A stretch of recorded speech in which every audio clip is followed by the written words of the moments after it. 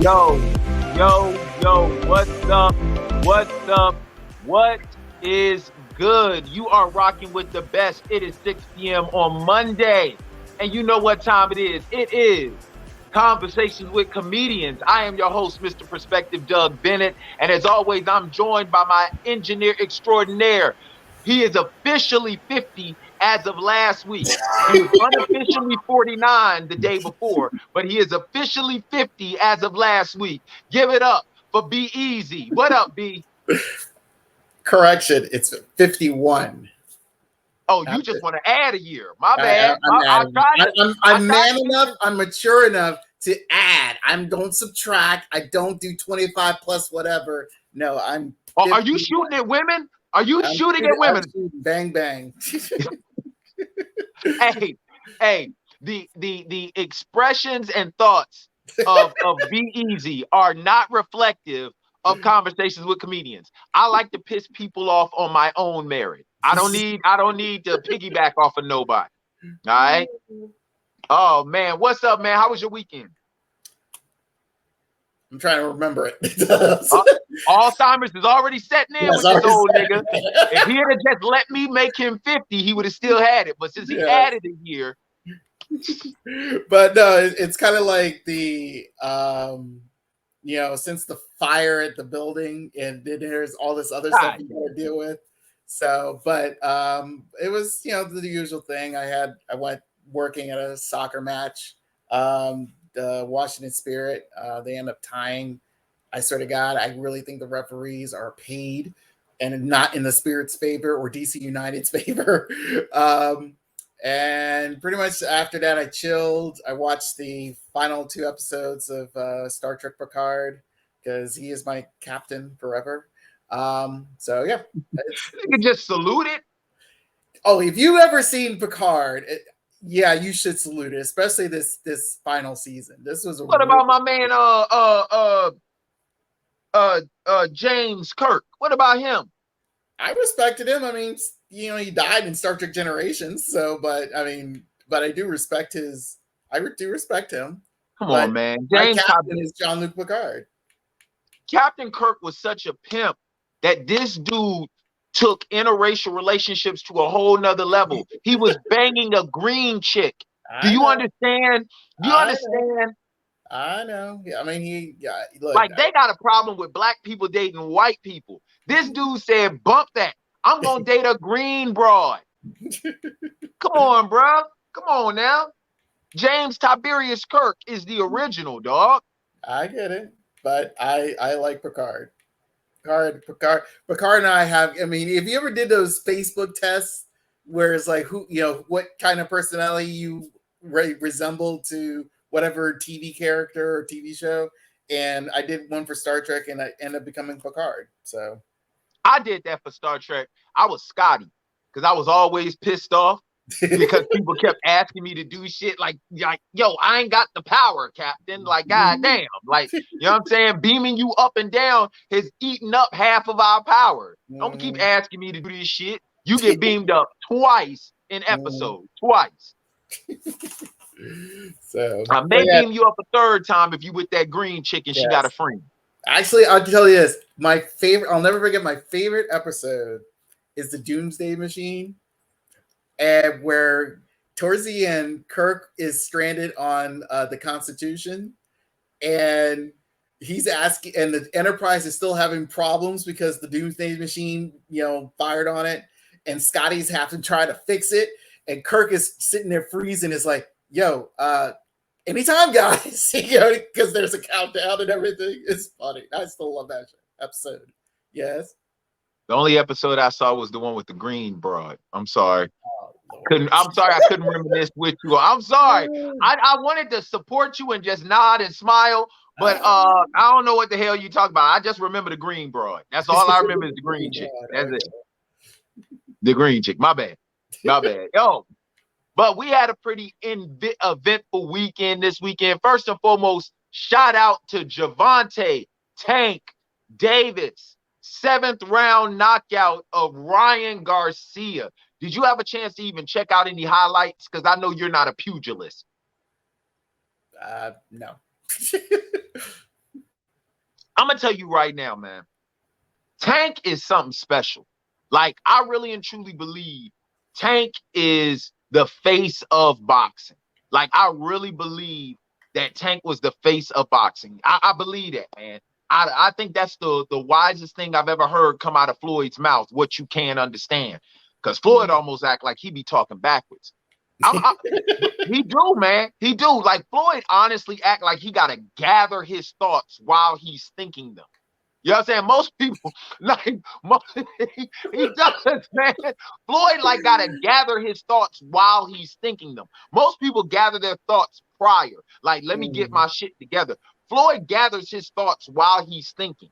Like, notice his long pauses. Floyd, how you doing today? Fine. I'm gonna eat. You be like, what the? I'm telling you right now. The one thing I will say that I learned from that fight is this.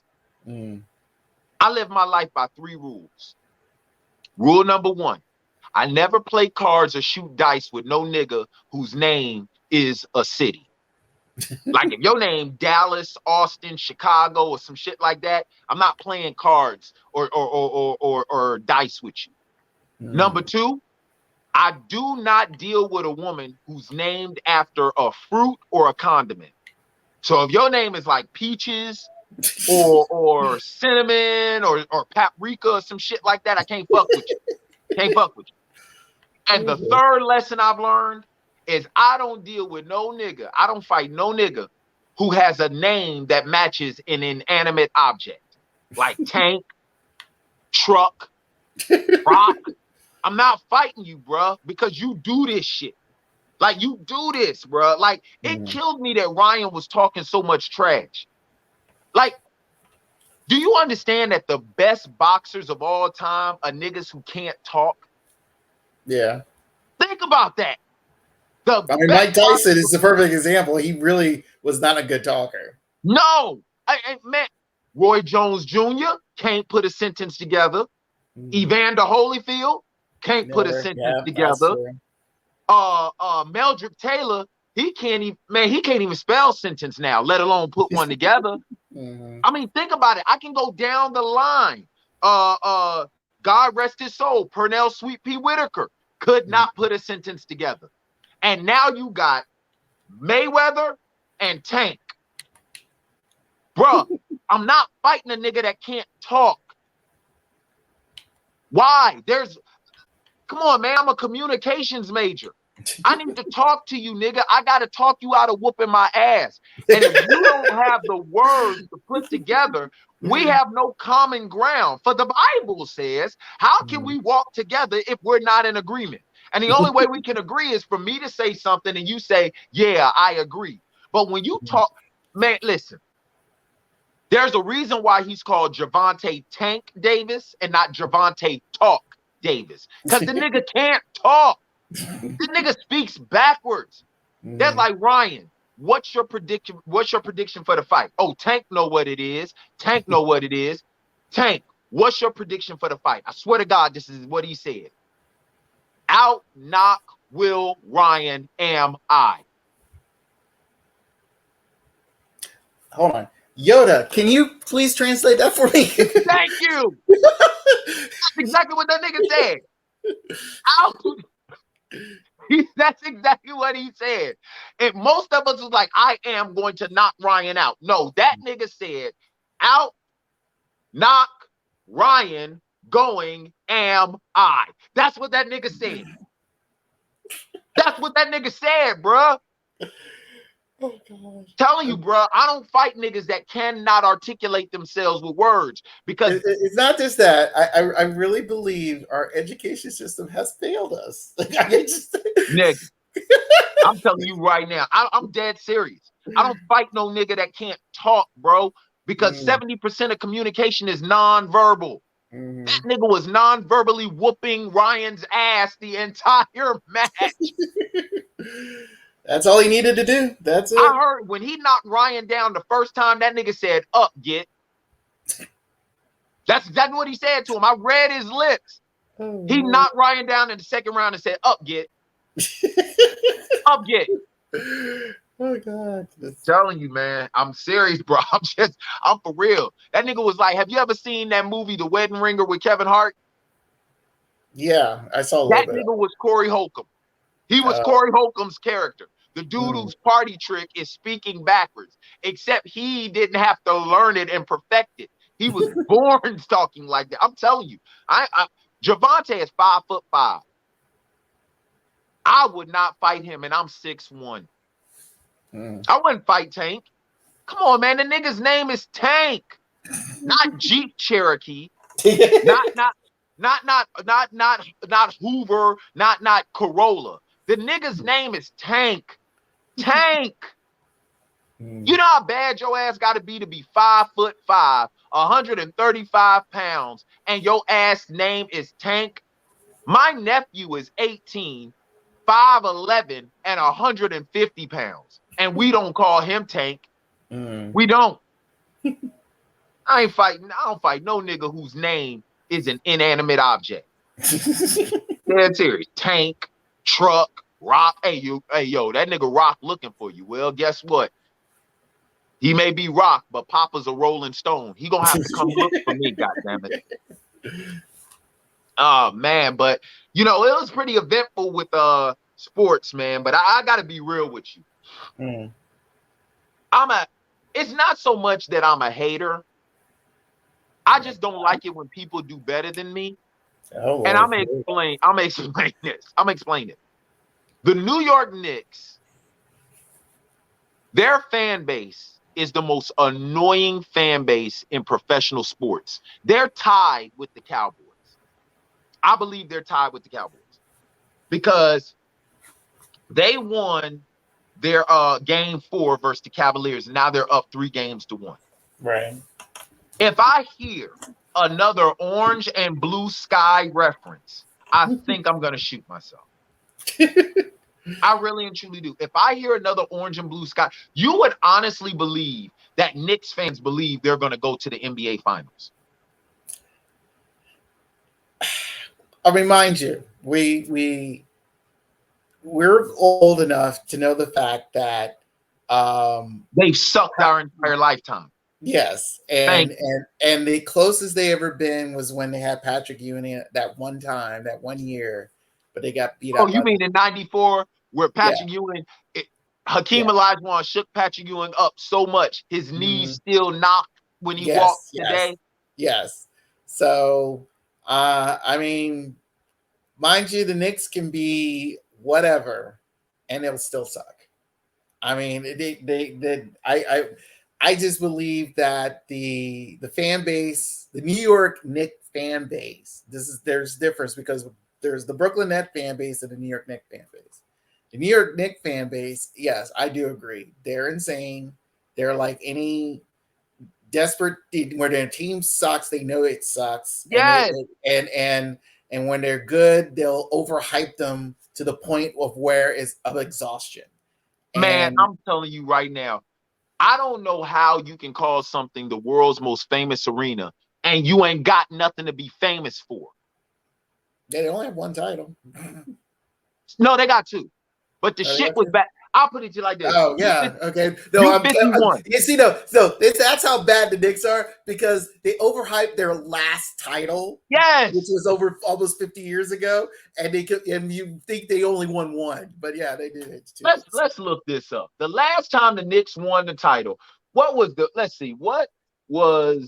best song in 1973?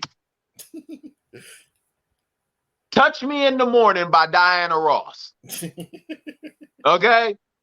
What's another one? One of a Kind, Love Affair by the Spinners. Okay. I like that song. Behind Closed Doors by Charlie Rich.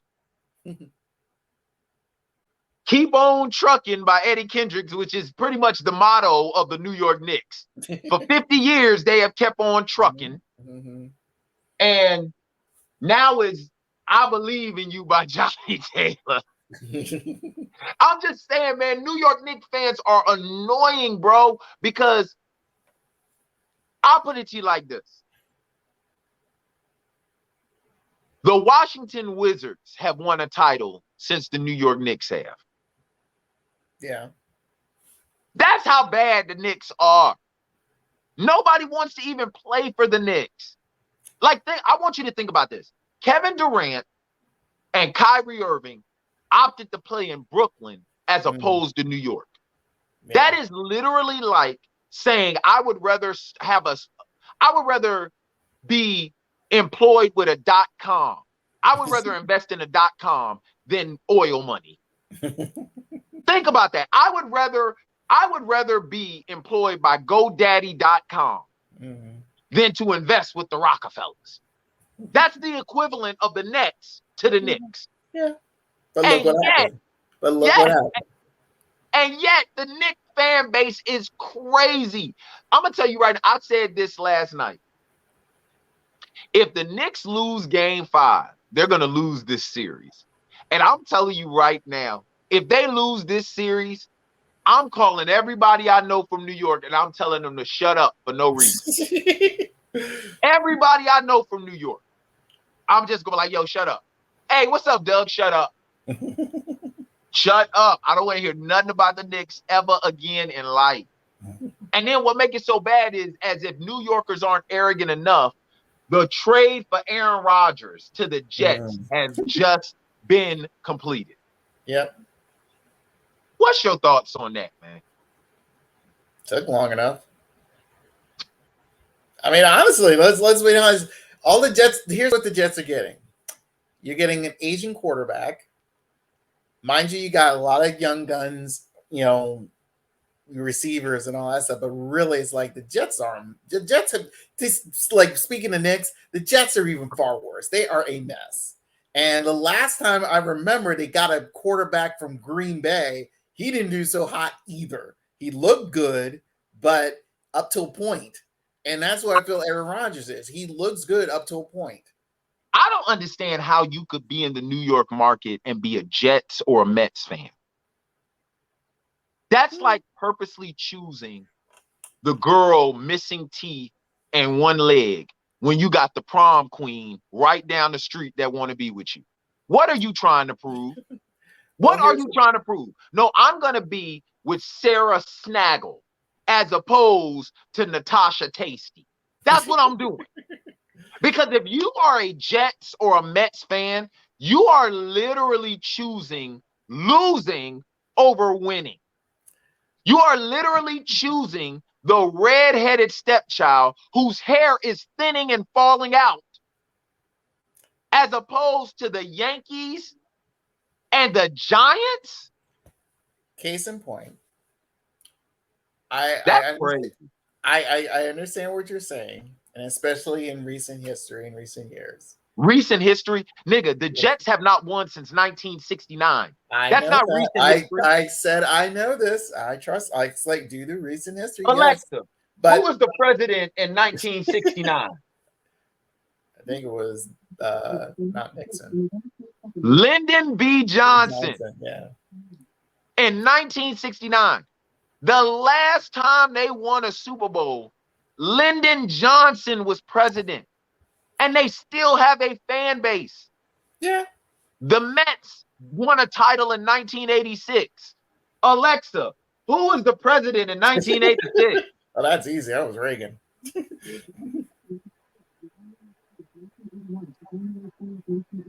Ronald Reagan was president. Mm-hmm. You do realize that Ronald Reagan was an actor in California. He was an actor he was acting as a president too. So, and he won more than the Mets. I think they buried him with a Tony. They buried him with an Oscar or something, or at least a nomination. Yeah, probably. I think he does have a star. He has a star on the Hollywood Walk of Fame, bro. Yeah. Have the Mets ever had a star? Besides Dwight Gooden, Darryl Strawberry, Keith Hernandez. Oh, you mean the niggas that was on the team that won in 1986 when Ronald Reagan was president? Yeah. Oh. I don't understand how people could pick that joint, man. I remember I was performing at the Apollo, and a dude came by in a Mets sweatshirt. And I looked at him and I said, did they run out of Yankee shit? I was like, it was a sincere question. He's like, oh, you trying to be funny? I said, no, are you trying to be difficult? He was like, man, my wife got this for me. I said, well, your marriage ain't gonna last too long. I was like, I was like, if your wife is getting you a Mets sweatshirt in a Yankee town, obviously she don't think too highly of you. Mm-hmm. She obviously don't. Okay, so maybe somewhere in the box there was some divorce papers and you just tend to overlook them. He was like, yeah, I mean, proudly rocking the Mets joint, proudly rocking. I said, bro, your wife don't think too highly of you, dog, to give you a Mets sweatshirt. I said, nigga, are you even from Queens? He was like, nah, I'm from New Rochelle, which is outside of the Bronx. I'm like, nigga, even more of a reason for you to be a Yankees fan.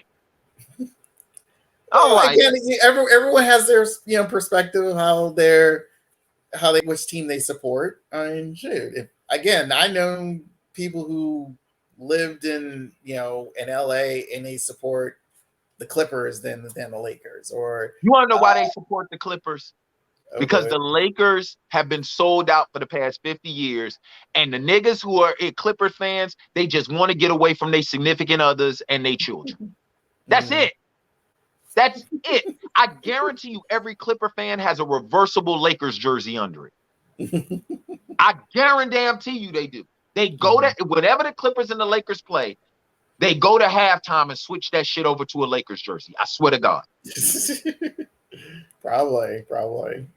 It's insane, man. But they said the Packers got the Packers get 4 picks. They get the Packers 13th pick in the first round, the 42nd in the second round, the 207th in the 6th round, and a conditional second round pick in 2024. And the Jets get Aaron Rodgers and a thank you note. I swear to God, that's what it says. They got Aaron Rodgers and a thank you note. That's funny. Okay. For the Packers, it proves that they're rebuilding. You're going to get that means they'll have two first round picks this year, which is pretty decent for them. But it depends on what they need it for. And then you have their quarterback situation, which is you're getting a rookie coming in. So this will be interesting. I'm gonna be real with you, man, and then we're gonna transition. Aaron Rodgers is my favorite player in the league, but he's on my last nerve. Like, bro, give me the top tier quarterbacks in the NFC. Right Don't now? worry, let the Lord use you. No, you mean the currently right now in the NFC? Give me the top tier quarterbacks in the NFC. Just the NFC. NFC. Let's say, of course, Dak Prescott. Aaron Rodgers is better than him. Aaron Rodgers is better than Dak and Jalen. Go. Okay.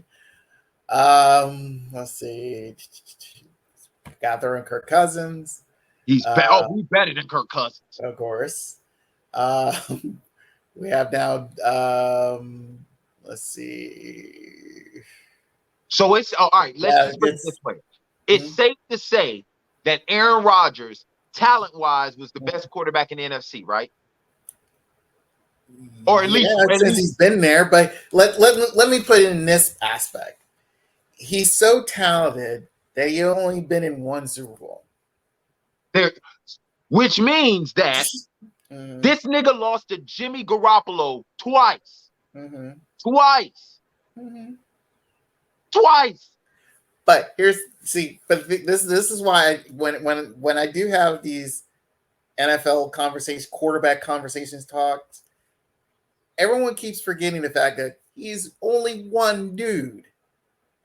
He's not 11. There's only one Aaron Rodgers, and there was only one Tom Brady. There was only one Tom Brady, and Tom Brady literally. I don't overhype quarterbacks. I never do. And I feel like because it's like, look, all they do is hand it off and throw it. Nothing else. Unless See, you do like something you are else. so disrespectful. Huh?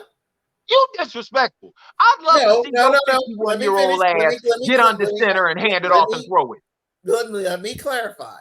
Because I had this debate with a former colleague of mine, and we had this talk about who was better, Joe Montana or Elway. Who would you rather have? I said Elway. Why? Because he did more. He was more active than Montana. Montana was typical, average, hand it off and throw it away. That was it. What did John Elway do? Hand off and throw, unless there's a different way to play quarterback. Elway was more mobile. Elway was more, pretty much he did a lot more to try to get his team to win. America. I'd rather, at that time, now mind you, like I said with Aaron Rodgers now, he was just one dude. America. All those Super Bowl losses he had, he was pretty much doing it by himself. America, let me explain something to you. Whenever a black man pronounces a letter that doesn't need to be pronounced in a word, don't believe shit he said. This nigga turned into a Pentecostal preacher just a minute ago. He was more mobile. No, the word is mobile.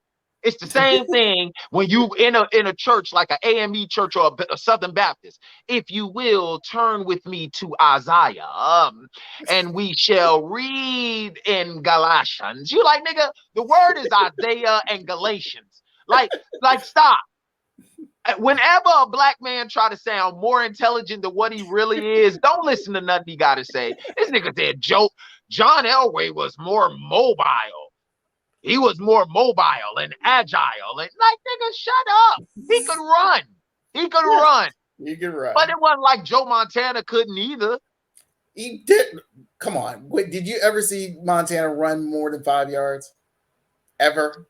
If you only need 4 for the first down, then there's no need to. That's why you got right. All I'm saying is with the Aaron Rodgers thing is, bro, you couldn't even get to a Super Bowl in the NFC.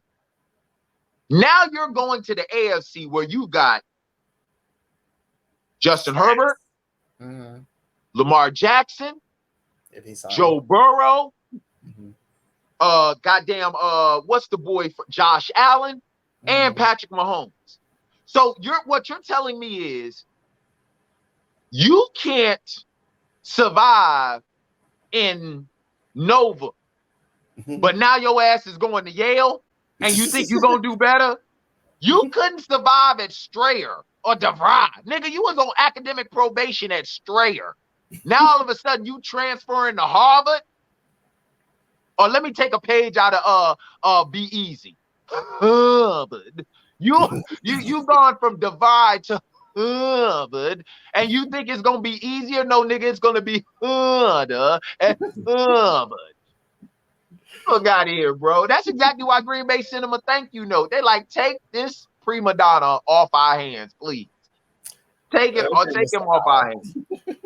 But I wish you luck, you know, and me personally, I'm gonna tell you right now, if the Knicks by some chance make it to the NBA Finals and the Jets make it to the Super Bowl, I'm not watching sports. I'm done. I'm not watching it because I cannot take New Yorkers. New Yorkers are already hyped. Listen to me. This is how arrogant New Yorkers are. New Yorkers are so arrogant, they use the name of their city to describe how they're feeling. That's how arrogant New Yorkers are. Hey, man, how you doing, man? I'm so Brooklyn. What does that mean, nigga? You know, and then they'll go even more ambiguous. Nigga, you know how we do it in Brooklyn. No, I don't. I'm from Virginia. You're going to have to break it down to me. I'm serious. They do. Where you from? Nigga, I'm from Queens. Queens get the money. So every other city in America's broke? I'm telling you, man, I love New Yorkers because I got family up there. But, bro, when I talk about arrogance, literally, the name of their city, they can use that shit as a noun, a verb, an adjective, a preposition. Like they use that shit. They do, dog. It's crazy. Tell me you ain't ever talked to a New Yorker and they never used the name of their borough to describe some shit. Unless I ask, I barely No, talk just ask him. Yo, man, how's the weather today? Nigga, it is so Brooklyn out here. So should I wear a jacket? Or like, should I wear a jacket? Is that what you're telling me? Wear a jacket because it's so Brooklyn? Like, y'all, the sun don't come out. Mhm. Telling you, man. I can't take it. Please, God. I don't pray to you, Lord, but please do not let both the Knicks and the Jets make it to the championship round. Please, God. That's all. I'm serious. I don't ask for much. I don't ask for much except a discount on my tithes and offerings every now and then. But I'm just saying, please. Man, let's move on, man. I don't know what it is, man, but Don Lemon got fired today from CNN. And he said that he was totally surprised and shocked on how it happened, because he said he found out through his agent. His agent called him and said, "Nigga, they got openings at MSNBC." He said his agent just called him and said, "Nigga, what do you think about Fox?" Like, that's what he said. And I guess my question is, how could he not see this coming? I didn't see it coming. Even after, I mean, surprisingly, he gets fired an hour after Tucker Carlson leaves, get the boot more or less. So Tucker Carlson got fired. Tucker Carlson got fired from Fox. Yeah. Oh, an hour before Don Lemon did. Ain't no Negro safe. Ain't no Negro safe. Wait, Tucker Carlson's a Negro? No. What I'm saying is, if Tucker Carlson, who epitomized what Fox stood for, got fired by Fox, what black man is safe on air? Tell me. You know what? This is the reason why with somebody like Don Lemon, it blows my mind that he thought this wasn't going to happen. Do you know what CNN stands for? Last time I remember. It stands for "Come on now, nigga." That's what CNN stands for. The moment they put Don Lemon on the show, sandwiched by two white women, it was a matter of time before he got ousted. He would have survived longer on Cocktail Queens with them chicks. But the moment they put Don Lemon in the middle of two white girls, it was a wrap. It was a wrap. You remember that Atari game where that little bouncing ball was between them two things like that? Oh, Pong, yeah. That was exactly what Don Lemon was. So, Don, how do you feel about this? I think it was controversial. What do you mean, Don? And he would go and elaborate. I'll tell you, I'm like, nah, dog, Don, just get your severance package, bro. Put your 2 weeks notice. The moment they'd have put me on that show, I'd have put my 2 weeks notice in. Doug, you are going to be on with Karen and Rebecca. No, I'm good. I'm good. Let me do weather and just leave. Let me just do weather and leave. So, well, I think with Don Lemon, I mean, his hype was in the... That's Don Lemon, y'all. Boo. Yeah. They put him between them two white girls. Boo. Yeah.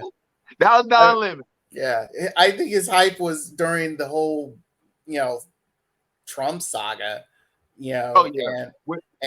And he just, like, his commentary, mind you, he was speaking for, Black people in addition to other communities. And I felt, and mind you, a lot of people, grew to like him, when he got emotional about his, passing of his sister and things of that nature.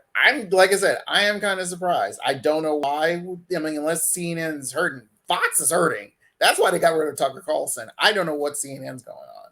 So, I mean, but then again, I'm now thinking about it, since they under the Discovery Warner umbrella, and I call it Discovery Warner, not Warner Discovery, because there's the reason. They need to call it Discovery Warning. Yes. Warning. That's what they need to call it. Yeah. So, I mean, they're letting go people and projects and everything. I mean, now thinking about it, it's like, yeah, this is a Discovery Warner shit. I can see it because he's there. He's a primetime. He's on a primetime slot. Their money making slot, and he's paid like God knows what. So I guess you got to cut off the biggest head, so to speak. You say whatever you want to, man. I'm gonna tell you right now what I will say, because if I'm not mistaken, isn't Don Lemon part of the LGBTQIA community? Yeah. What Don Lemon had happen to him today is a lesson in heterosexual relationships, because Don Lemon basically got broken up the way heterosexual men get broken up with. You either get broken up with through a social media post, or you get broken up with by a nigga who saw your girl at the club and then came back and told you.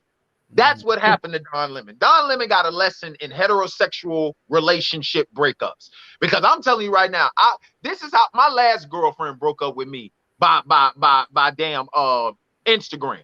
This is exactly what the post said. Damn. She did. This is exactly what the post said. During trials and tribulations, sometimes you just got to let go and let God. It really and truly was. That was the post. During trials and somewhere else, or did they write that? She wrote the shit. During trials and guess what? This is when Instagram really started implementing music to post. You know what this chick gonna put on there? It's so hard to say goodbye. I was like, who is she letting go? Did somebody die? So I called her. I said, I said, what happened? Somebody died? She said, no, not somebody. Something. Doug, we're not going anywhere. And I think it's time for us to let it go. I said, first, listen here, Elsa.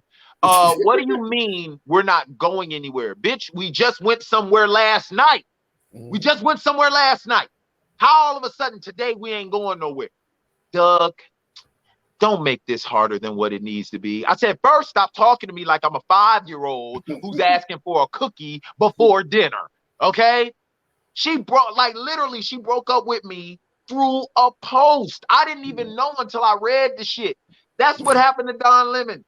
Don Lemon got a lesson in a heterosexual breakup. That's what happened. Because there used to be a time women would actually call you and break up with you like with dignity. Now they just put a Facebook post up or an Instagram post with some coded message. You know what? God has finally let me see the light. So, bitch, you was in darkness with me? Is that what you're saying? I'm telling you, man. I'm serious, bro. Don Lemon, welcome to heterosexual relationship breakup 101. Because that's what CNN did to you. CNN stands for all black people that's going to work at CNN. Understand what it stands for. Come on now, nigga. That's what it stands for.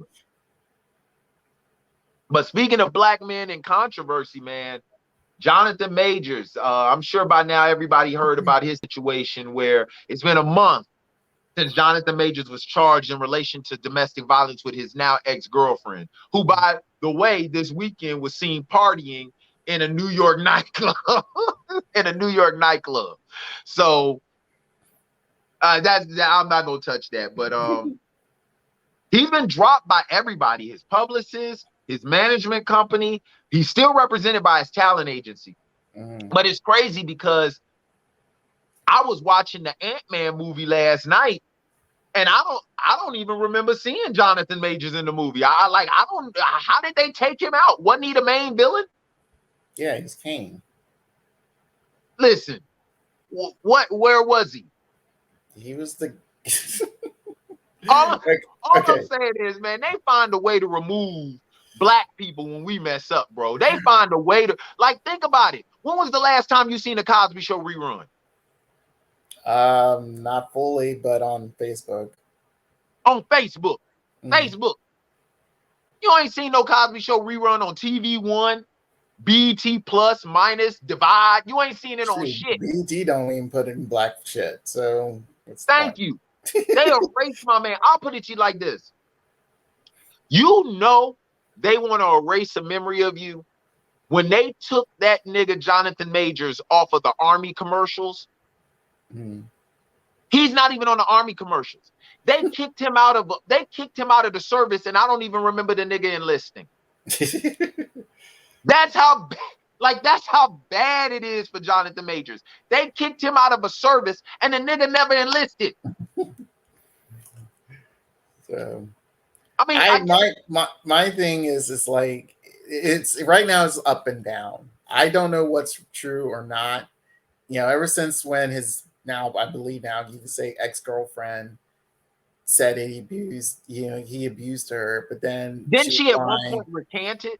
Yeah, she recanted, and she, and things like that. And now then it's all these crazy allegations from elsewhere, and it's like, okay, what's going on here? And it's like my thing is like somebody, for someone who's in a public eye on a consistent basis, especially on the rise, it's kind of unfortunate that he, is being targeted like this. I mean, everyone, talked about his photo shoot with Michael B. Jordan. Everyone talked about his photo shoot even by himself, and now this. And it's like, look, this is where I feel like when we're trying to know anything and everything about a celebrity, it gets ridiculous. And I just recently found out about some weird dialogue that happened over 10 years ago, and it got posted on Twitter, and it's I forgot the guy's name,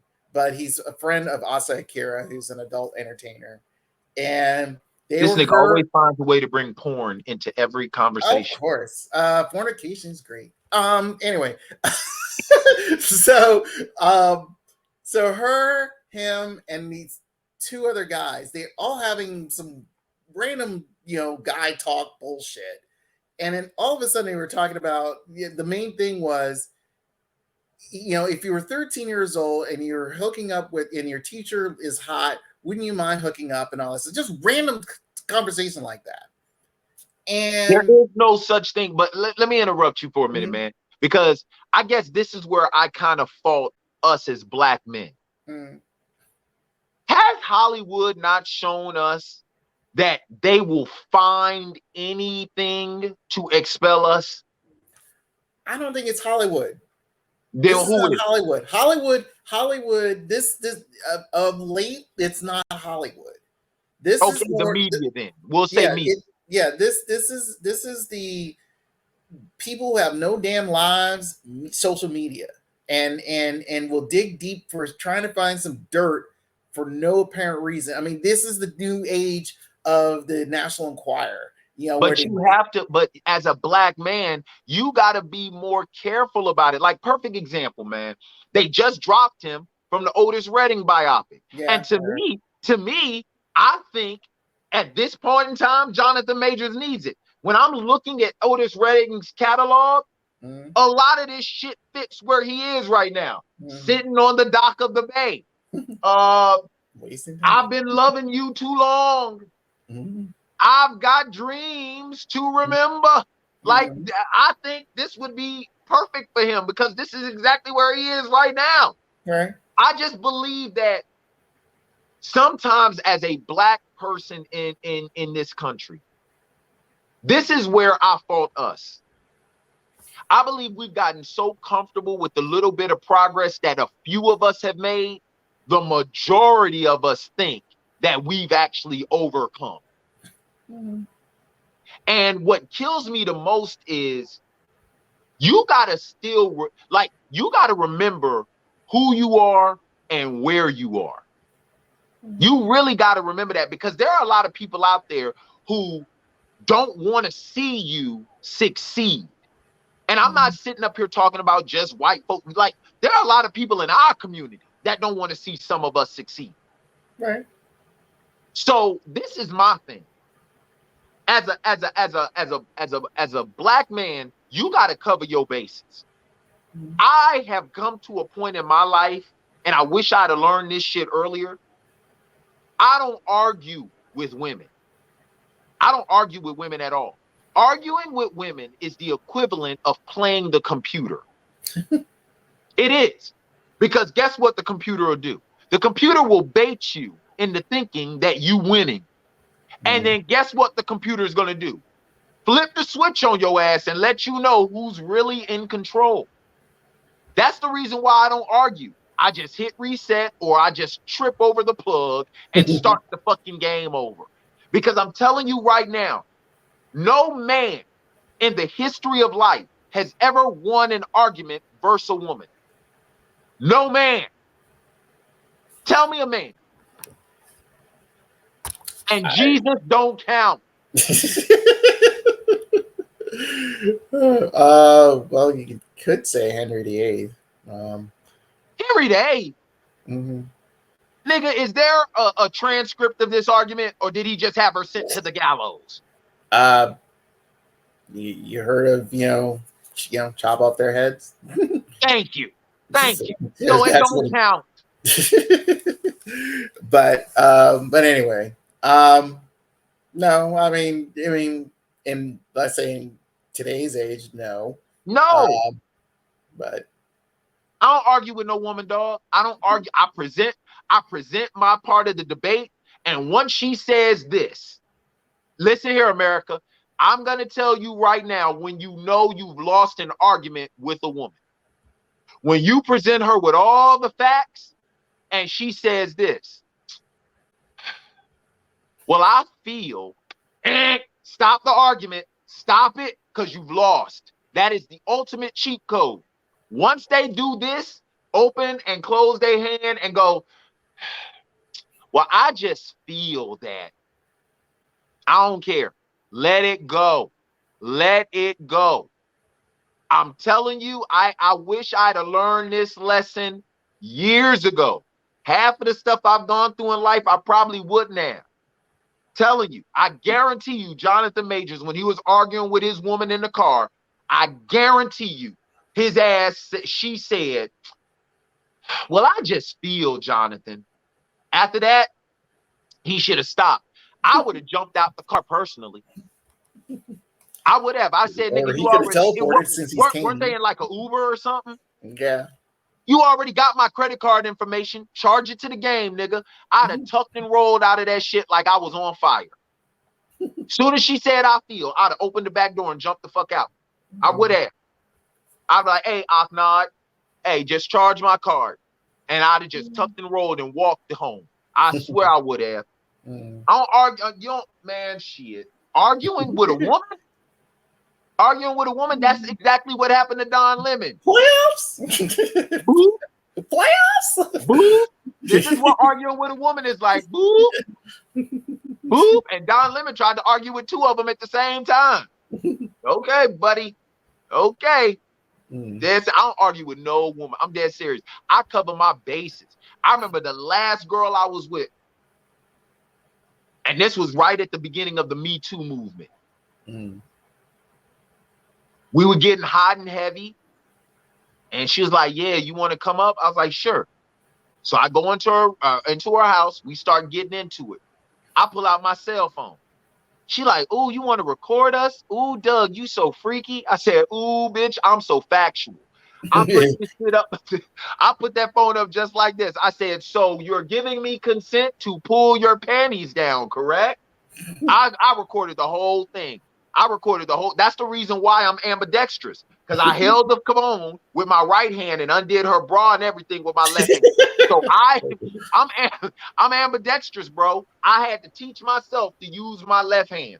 I'm telling you, fellas, y'all better start covering all y'all bases out that joint, boy. Y'all better start looking out, because it seems like there's an attack on men out there, especially if you look like me and Brian's old ass. Yeah, there's an attack on men out there, bro. I'm serious. That's just, hey, I just gotta look out for my brothers, B. I gotta look out for my brothers. Understandable. I got to, man. I got to. I'm serious. Arguing with a woman. Nigga, you on top of the world. What did Will Smith say after he assaulted Chris Rock? Usually at your highest is when the devil come. Isn't that what he? I think that's basically what he said, Yeah, right? When you at basically. your highest, that's when the devil come. Wasn't nobody higher than Jonathan Majors. Mm. I mean, shit. Nobody was higher than Jonathan Majors. Now look at him. That nigga got a dishonorable discharge from the army, and that nigga never enlisted.